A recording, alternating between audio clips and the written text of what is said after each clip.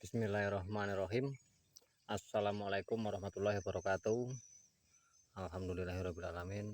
Jumpa lagi dengan saya, Kombatan Tani. Pada kesempatan hari ini 5 Februari 2024. Saat ini saya sedang berada di lahan cabai, teman-teman ya. Buat teman-teman yang selalu dan sudah mendukung channel saya ucapkan banyak terima kasih. Yang sudah subscribe, saya ucapkan banyak terima kasih. Semoga Anda diberikan kesehatan dan diberikan kemudahan dalam segala urusannya. Dan buat teman-teman yang belum subscribe, sekiranya video saya bermanfaat, jangan lupa dukung dengan subscribe ya, serta bagikan kepada yang lain apabila video saya ini dirasakan bermanfaat, supaya pemahaman ini atau cara budidaya tanaman ini bisa dinikmati juga oleh teman-teman petani yang lain ya.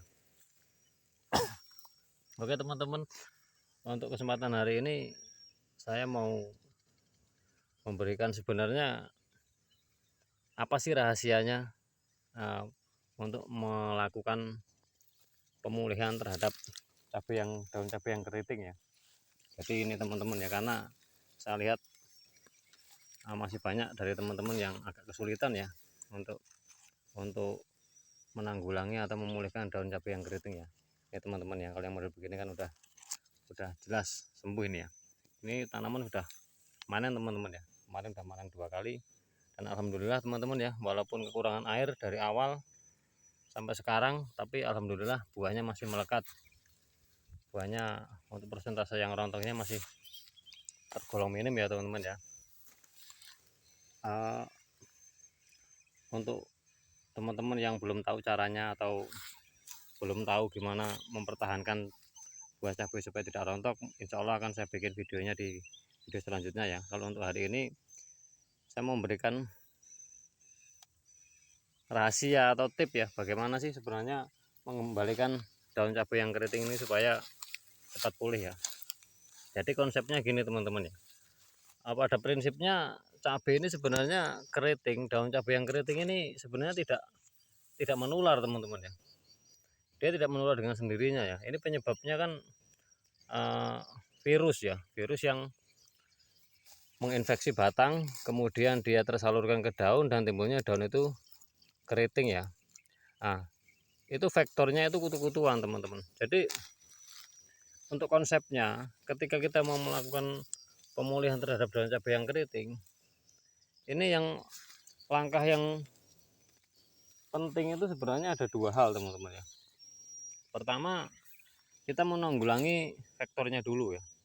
Kita menanggulangi faktornya artinya kita berupaya untuk memberikan aplikasi berupa insektisida untuk menanggulangi kutu-kutuannya teman-teman ya.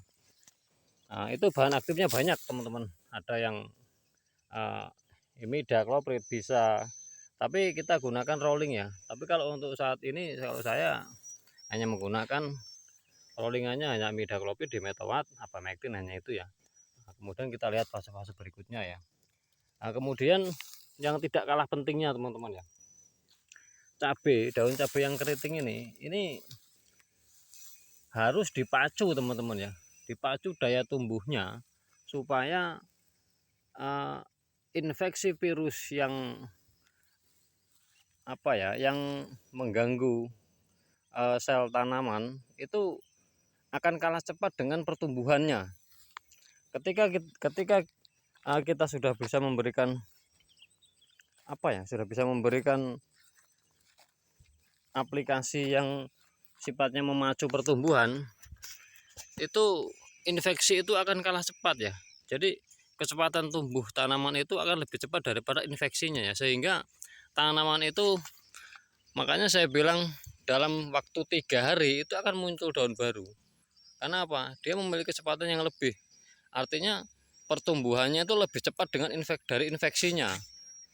Nah, sementara teman-teman ya, sementara virus yang menjangkit atau yang menginfeksi tanaman cabai kita itu sebenarnya usianya pendek. Dia kisaran antara 10 sampai 14 hari dia akan mati dengan sendirinya. Nah, ketika kita sudah bisa melakukan pengendalian terhadap virusnya, pengendalian terhadap vektornya, maksud saya pengendalian terhadap vektornya, terhadap kutu-kutuannya, itu secara otomatis dia akan mati ya. Makanya langkah terpenting ketika kita melakukan pengendalian kutu-kutuan itu tidak terpaku kepada satu titik bahwa insektisida ini akan mampu menyelesaikan permasalahan keriting, itu tidak. Jadi kecepatan atau daya tumbuh yang lebih cepat itu dibutuhkan untuk tanaman yang sedang terjangkit atau terinfeksi keriting. Nah, untuk teman-teman ya, saya sarankan kalau untuk menggunakan untuk melakukan kecepatan tumbuh, gunakan hormon asam gibralin teman-teman ya. Jadi hal terpenting, ingat teman-teman ya, wajib dilakukan, wajib diaplikasikan ketika tanaman kita terjadi daun keriting, itu wajib kita lakukan aplikasi dengan menggunakan bahan aktif asam gibralin. Misalnya mereknya Gipgro, yang saya pakai itu mereknya Gipgro teman-teman ya. Mereknya Gipgro 10 SP ya. Ini teman-teman, ini rata-rata sudah numbuh semua teman-teman ya. Sudah numbuh semua pucuk-pucuk, daun pucuknya sudah numbuh semua. Tinggal kita memberikan nutrisi untuk membuat daun itu lebih lebar ya. Ini alhamdulillah teman-teman ya, semalam diberikan hujan, jadi alhamdulillah tanaman saya kena air hujan ya. Jadi teman-teman ya, untuk teman-teman sekali lagi ya, hal yang wajib dilakukan untuk memulihkan daun cabai yang keriting itu aplikasikan asam gibralin.